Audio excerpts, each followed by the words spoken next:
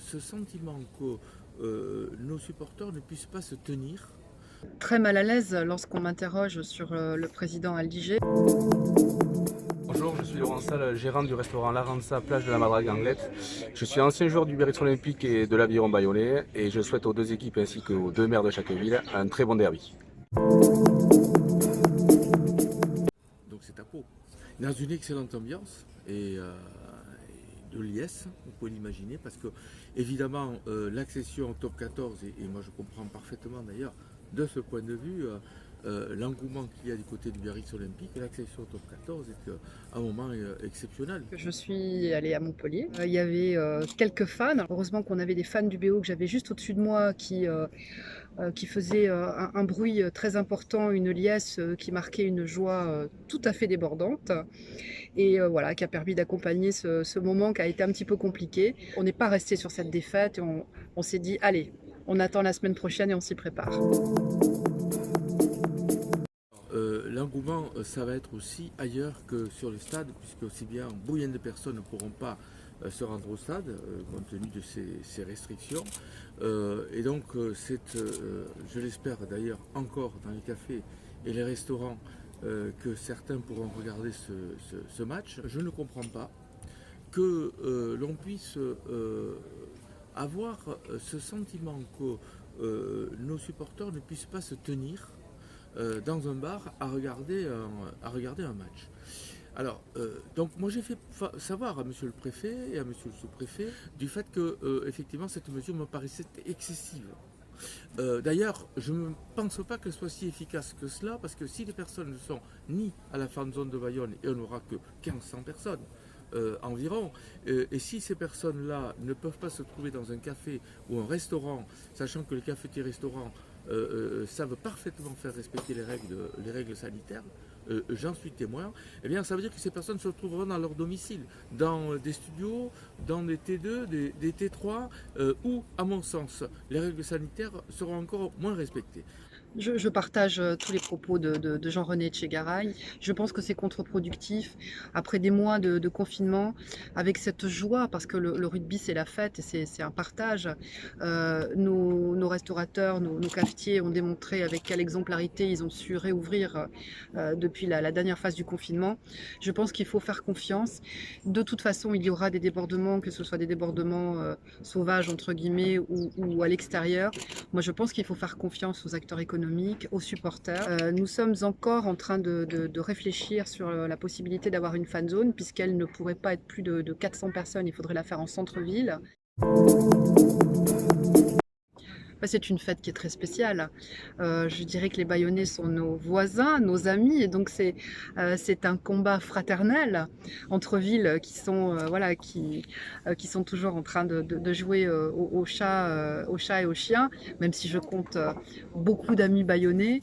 Alors moi ce que je dis c'est que d'abord nous on n'a qu'à se féliciter que le rugby ait, que ce soit à Biarritz ou à Bayonne, la place qu'il a. Et de voir comment la population se mobilise autour de ce sport.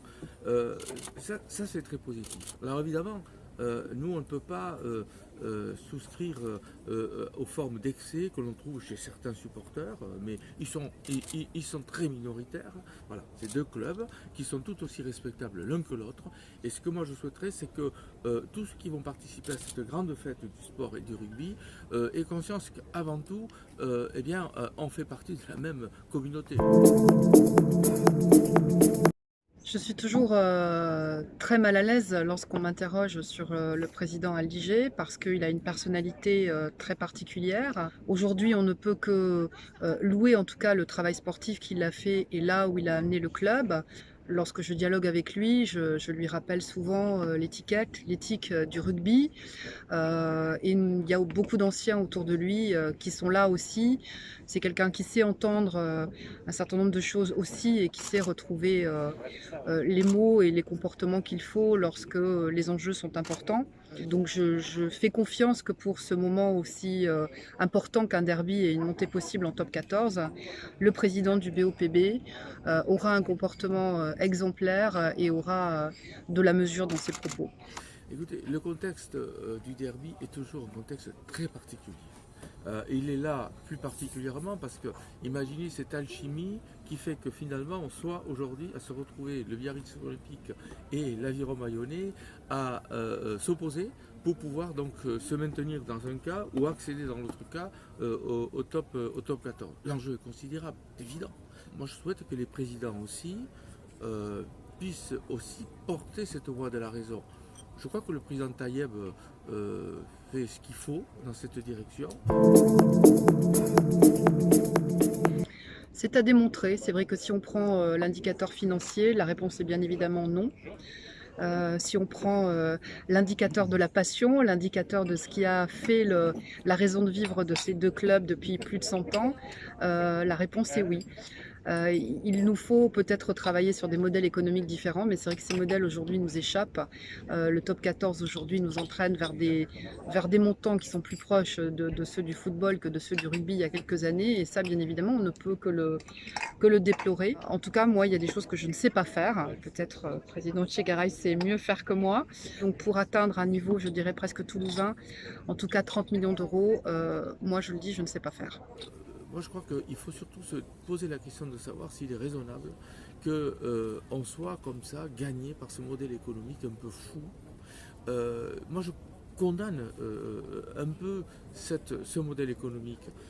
Alors, je sais bien que ça peut être un vœu pieux. Alors, moi, je suis toujours très inquiet lorsque l'économique l'emporte sur le culturel, parce que je considère que le sport dont on parle est quelque chose de culturel. C'est difficile d'imaginer que deux clubs aussi proches puissent caracoler au même niveau. Moi, il m'importe de savoir d'où vient l'argent, par qui le modèle économique est porté et qui nous avons derrière tout ça. Mais encore une fois, il faut savoir résister à ce qui se passe actuellement dans l'élite du rugby français. Alors, on est parti sur un malentendu sur cette affaire de projet Aguilera. Le projet Aguilera, c'est la construction d'un nouveau quartier. J'étais avec le maire de Saint-Sébastien lundi, qui me parlait justement de la Real Sociedad, pour lequel 64 millions d'euros viennent d'être engagés pour la rénovation du stade de Saint-Sébastien, 50 millions à charge du club, 10 millions à charge de l'équivalent de la région et 4 millions à la charge du département. Aujourd'hui, les sommes considérables dont le rugby professionnel a besoin ne peuvent plus être retrouvées dans les caisses de l'État, en l'occurrence des collectivités. Nous n'avons plus ces moyens-là. Donc aujourd'hui, nous pouvons être en soutien de l'amateur, nous pouvons faire des efforts en faveur des infrastructures des professionnels, mais à un niveau qui reste largement en deçà des besoins du rugby professionnel. Nous pourrons toujours chercher un accompagnement par rapport aux infrastructures, à des choses qui sont urgentes. Mais mes finances publiques depuis la Covid, vous imaginez bien, ne se sont pas améliorées. Et donc aujourd'hui, mon devoir en tant que maire est de protéger les finances publiques, de travailler beaucoup plus sur l'amateur. Alors moi je pense que ce qu'on fait actuellement, c'est ce qu'on devait faire et ce qu'on doit continuer à faire, mais sans augmentation de cette pression-là. Vous savez bien qu'aujourd'hui on connaît, d'ailleurs Biarritz aussi, mais on connaît bien Bayonne au travers de son club. Moi je me déplace à Paris, on me parle de l'Aviron Bayonnais avant tout, avant le chocolat et avant le jambon. Le club participe aussi à la promotion de l'image de notre ville. Et je n'oublie pas les retombées économiques que les matchs ont pour les commerces et pas seulement des commerces de bouche. On me parle de tout ça à la fois, mais c'est vrai que le Biarritz Olympique avec 5 champions d'Europe sur pratiquement un siècle, ce sont des images qu'on a et qui sont restées gravées dans la mémoire de tous. Donc ça fait partie bien sûr de l'identité de la ville, ça fait partie bien sûr de la culture et c'est un de nos marqueurs très forts qu'on ne souhaite pas abandonner. Et demain, bien évidemment, l'agglomération qui aura à cœur de traiter avec équité tous les clubs sera dans une forme de réciprocité envers le Biarritz Olympique. Mais je pense que l'argent public doit être fléché vers les structures de l'amateur. Et donc demain, mon engagement vis-à-vis du club est d'abord de la construction du centre de formation que nous commencerons très vite. Et bien évidemment, j'irai solliciter l'ensemble des collectivités et bien évidemment l'agglomération. Nous devons avant tout aider aussi le sport amateur. Du reste, tout le projet du centre de formation professionnelle que nous avons et qui va bientôt démarrer, ce centre de formation professionnelle s'ouvre bien sûr à la pratique amateur. Et nous en avons, et du reste, les aides financières que l'on peut obtenir et de la région et du département et également de la communauté d'agglomération ne sont justifiées que de cette manière. Donc je réponds aussi à la question de, il n'y a aucune espèce de raison que le Biarritz Olympique ne soit pas traité de la même manière que l'Aviron Bayonnais. Moi, je suis président de la communauté d'agglomération et je ne saurais pas avoir une position différente. Mon engagement lorsque j'étais candidate était d'accompagner le club dans la rénovation des infrastructures. Cette promesse-là n'est pas tombée en désuétude. Nous travaillons sur ce fameux modèle économique. Nous n'avons simplement pas pu au mois de février trouver un accord sur un équilibre financier, puisque l'Aviron a pu financer à hauteur de 45% et la ville à hauteur de 55%. Nous étions loin de cet équilibre financier dans les premiers travaux que nous avons eus avec le BOPB. Nous continuerons à travailler à l'avenir sur un rééquilibrage financier de façon à ce que dans ce nouveau quartier d'Aguilera, il puisse y avoir des infrastructures rénovées aussi à destination du monde professionnel. C'est mon engagement et je le tiendrai.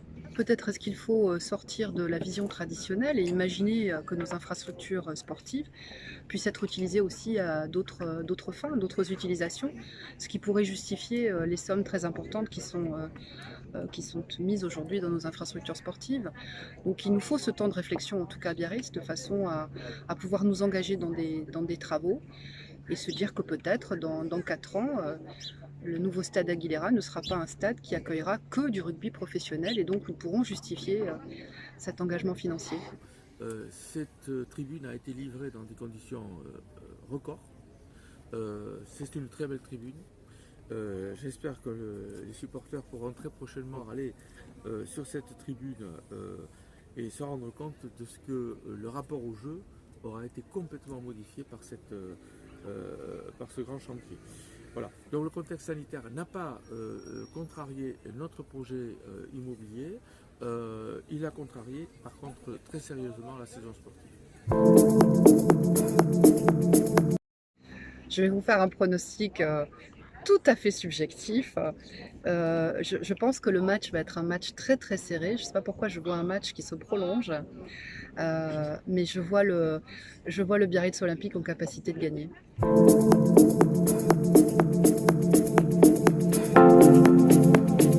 Nous l'avions lancé avant le match pour Montpellier. Donc bien évidemment, nous rendrons un hommage très mérité au club, aux joueurs, à tout le staff et bien sûr au Biarro. Je pense qu'on a besoin d'unité, on a besoin de se rassembler, on a besoin, je l'ai souvent dit, de sérénité, plus que jamais. Et je pense qu'on va l'avoir. Je pense que cette saison est quelque chose qui va nous permettre de dépasser tout ce qui a pu se passer et qu'on a tous envie d'oublier.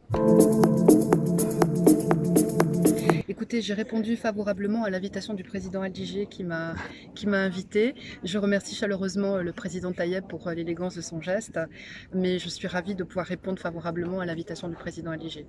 Un rapide conseil, c'est Jean-René de regarder dans tes spams, parce que mon invitation était dans les spams, et donc je pense que la tienne doit être dans les spams aussi, et je serai très heureuse et très honorée et très fière que tu sois à mes côtés à Aguilera. La place du maire de Bayonne est à côté de celle du maire de Biarritz dans ce derby, et je ne concevrai pas que tu ne sois pas en corbeille avec moi à Aguilera.